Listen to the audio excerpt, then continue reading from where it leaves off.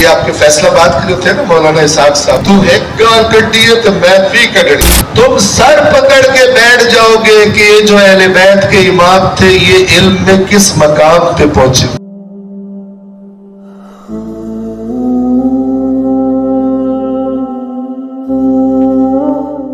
یہ آپ کے فیصلہ باد کے جو تھے نا مولانا اسحاق صاحب، وہ یہ جو کتاب الایمان والکفر ہے نا، اس کے بارے میں ان کا ویڈیو موجود ہے۔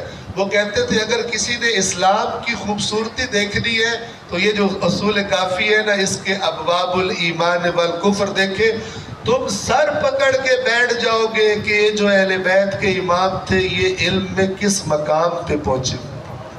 جس طرح انہوں نے دین اسلام بیان کیا کسی دوسرے نے بیان نہیں کیا۔ آپ وہ سنیں، اس میں سے ایک دن جو چیزیں یاد آتی ہیں ذہن میں آپ کو بتا رہا ہوں، تو اس میں سے ایک امام نے فرمایا کہ جو تیرے بارے میں اللہ کی نافرمانی کرے، غور سے سنیے گا، جو تیرے بارے میں اللہ کو بھول جائے، اللہ سے نہ ڈرے، اس سے بہترین انتقام یہ ہے کہ تو اس کے بارے میں اللہ کی اطاعت کر۔ ہمارے یہاں کیا ہوتا ہے؟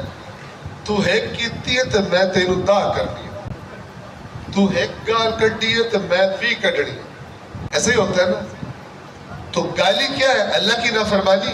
مثال دے رہا ہوں، تو امام فرما رہے جو تیرے بارے میں اللہ کی نافرمانی کر رہے تیرے بارے میں، اس سے بہترین انتقام لینے کا طریقہ یہ ہے کہ وہ جتنا مرضی اللہ کی نافرمانی کر لے، تو اس کے بارے میں اللہ کی نافرمانی نہ کر، اے سب تو بہترین انتقام۔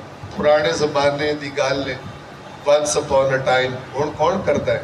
دوسروں کی حرکتیں ہمارے رویے کو کنٹرول نہ کریں۔